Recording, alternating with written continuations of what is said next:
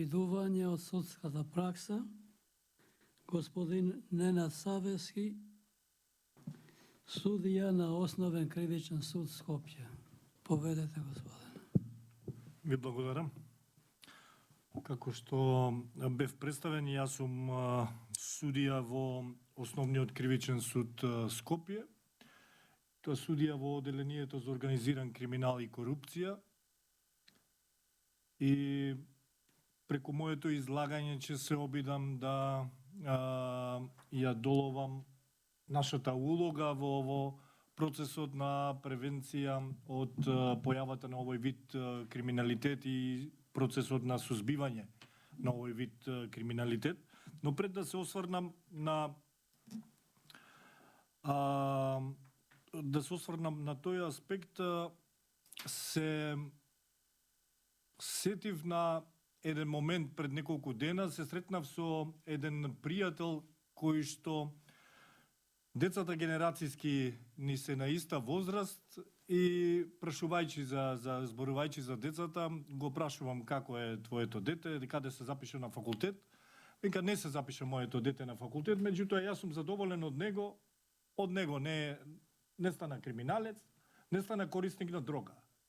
И сега тој разговор и муабет меѓу двајца пријатели е вака навидум банален, меѓутоа јас подготвувајќи се на темава за која што ќе зборувам денес, ми беше еден силен сигнал како општество до кој степен сме соочени во нашето секојдневно обкружување и различни улоги кои што ги имаме, а не сме свесни колку треба секој од свој аспект да работиме на тоа, да дојдеме до таа ситуација, секој како родител да биде толку задоволен дека успеал од своето дете да го заштити или да не дозволи да стане криминалец или да биде консумент на наркотични дроги.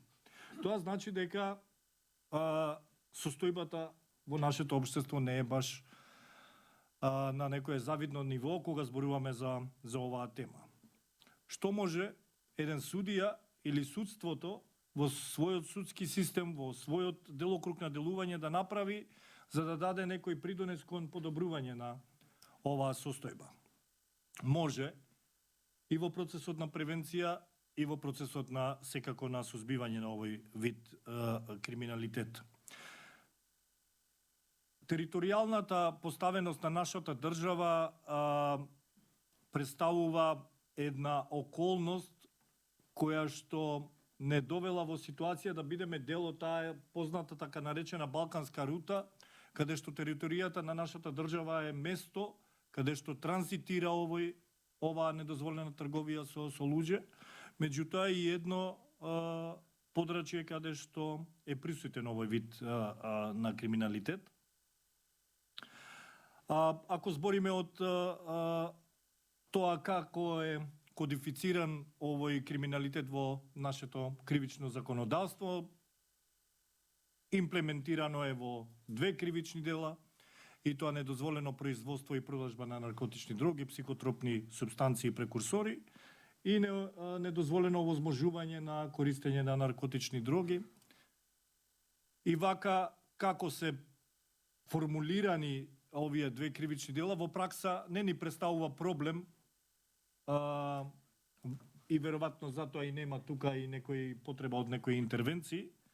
Меѓутоа, она каде што би требало да се промениме, веројатно во казнената политика, во процесот на ресоциализација на сторителите на овој вид на кривични дела.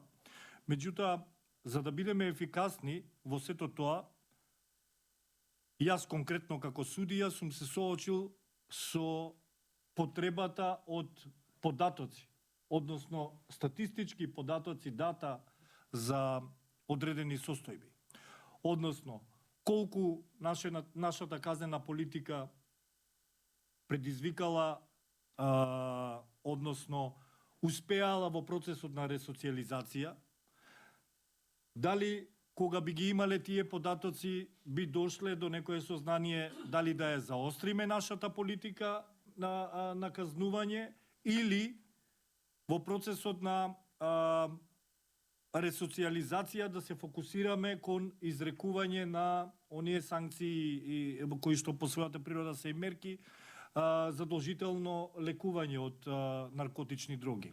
Иако се насочиме на таа страна, колку судот би можел реално да цени колку е ефикасна таа мерка, какви резултати дава, некако како да почнуваме со една добра цел, меѓутоа таа цел некако крајно не се остварува. Овој вид на криминалитет никогаш не е самостоен, секогаш е тесно испреплетен со друг вид на криминалитет, од финансиски криминал, организиран криминал во една сложена форма и секако корупцијата. Дури и овој вид на криминалитет може да биде или мотив да се стори друг вид на криминалитет, или да претходи на некој друго криво целта каде што би било друго некое кривично дело. Овој финансиски криминал, тоа и го спомна и професорот, најчесто е во форма на перење пари. Корупцијата е секогаш проследена како тековно со цел да не биде откриен овој вид на криминалитет кој што значи неовластено производство и пуштање во промет на наркотични дроги, и една организирана форма на делување која што најчесто не е локално организирана, туку регионално па и меѓународно. Токму затоа нели имаме и многу бројни меѓународни акти кои што се едно ефикасно средство за нас практичарите во борбата против овој вид криминалитет. Меѓутоа, ќе се вратам на превенцијата. Сега скоро пред, не верувам повеќе од 10 дена, беше актуализирано ова прашање по медиумите и слушнав еден податок, мислам дека беше податокот кажан од народниот правобранител, дека регистрирано било во најрана возраст како корисник на наркотични дроги 6 годишно дете. Не знам сега. 2 години. Да, рече во презентација. Да. Да. Просто не можам 2 годишна возраст ни да замислам во која ситуација тоа се случило, како е возможно тоа да се случи, меѓутоа еве чиме е регистрирано тоа како таков податок го прива, меѓутоа и ова 6 годишна возраст, мислам 6 годишно дете воопшто како дошло во контакт со да се создаде една таква ситуација. Што би можеле ние како суди да направиме во тој процес на превенција? Баш вчера, за да се подготвиме со колешката Ленче, седнавме да се напиеме по едно кафе, па и да не би се преклопиле во излагањата, да договориме кој за што ќе зборува.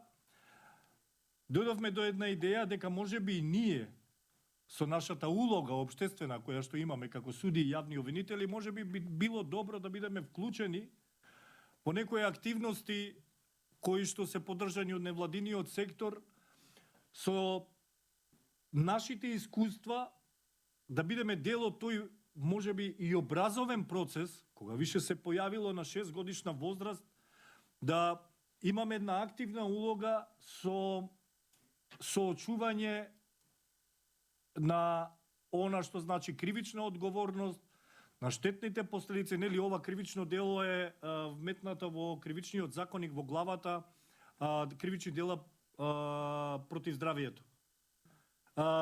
Ние некако овој вид криминалитет како да заборавивме да го поврзуваме со здравието. Повеќе го доживуваме како сериозен атак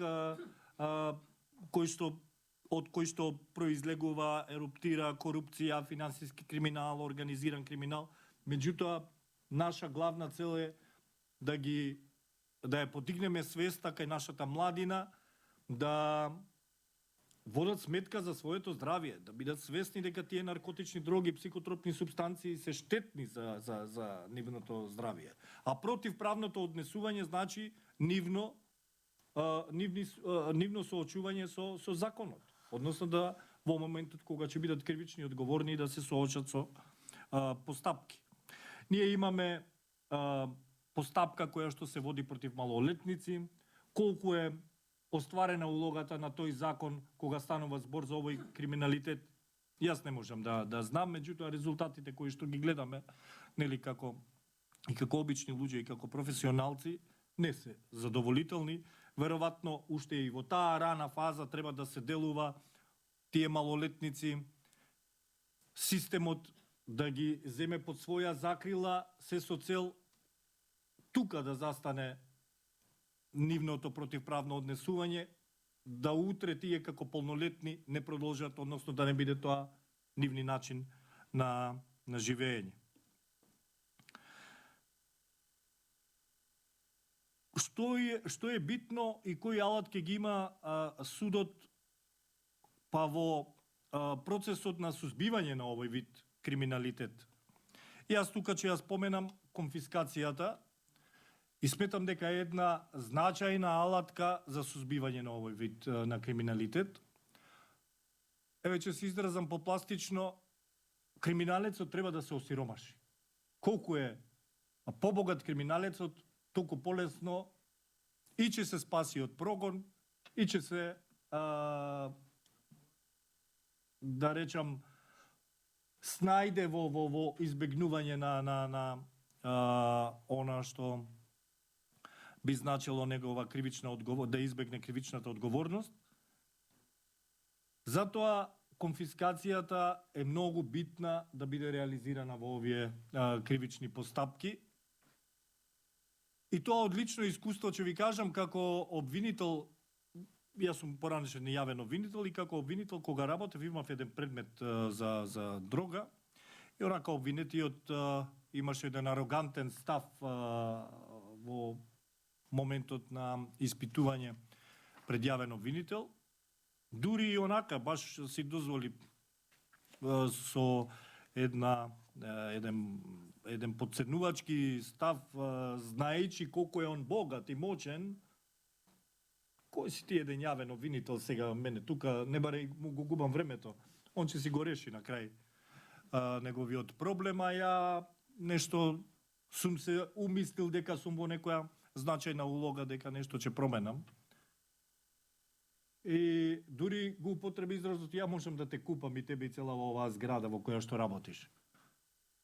Тоа ми беше мотив тогаш баш да го применам она што значи конфискација. Меѓутоа тука не успеав многу да дојдам до податоци околу неговата имотна состојба. Меѓутоа веднаш што ми падна на ум дека делото го имаше сторено со едно возило кое што беше скапо возило и она што можев, сега да се изразам малце побанално, да удрам на неговата имотна состојба беше да му го одземам тоа скапо возило.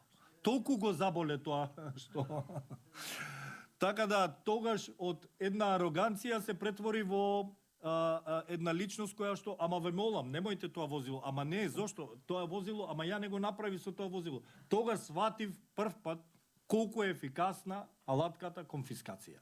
Значи, а и не само во моментот што го погаѓа него, туку и го спречува и понатаму да биде мотивиран да го стори тоа кривично дело. Односно, и во општеството да се прати една јасна порака дека криминалот не е исплатлив. Нека во моментот кога ќе бидеш откриен и во моментот кога ќе ти се води постапка, ќе ти биде се одземено што нелегално си го стекнал. Така да, една од моите препораки би било да се фокусира и јавното обвинителство и судиите во ефикасно спроведување на постапката за конфискација. Во мојата пракса во последен период, најчесто кога работам на овие кривични дела се предмети кои што од доказите произлегува дека таа наркотична дрога, кога станува збор за канабисот, е тесно поврзана со овие лаборатории за одгледување на канабис.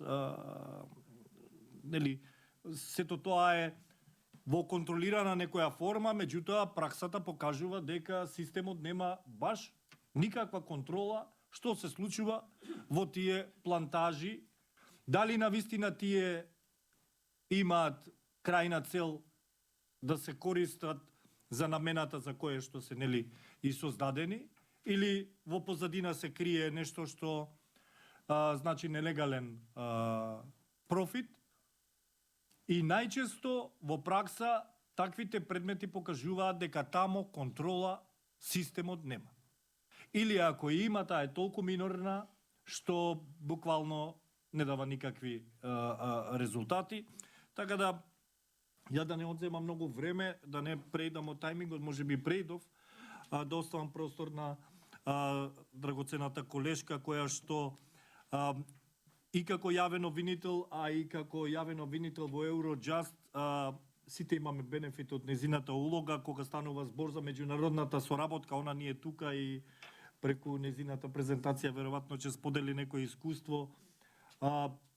Во процесот на водење на постапките, толку е значајна незината улога кон брзо и ефикасно завршување на постапките кога станува збор за собирање на докази и податоци од други земји. Јас лично во 2-3 предмета ја имав таа привилегија да видам колку е значајна улогата на обвинителката Ленче, така да ќе оставам простор она да каже и да зборува повеќе за тоа, меѓутоа не можева да не го истакнам и од мене лично.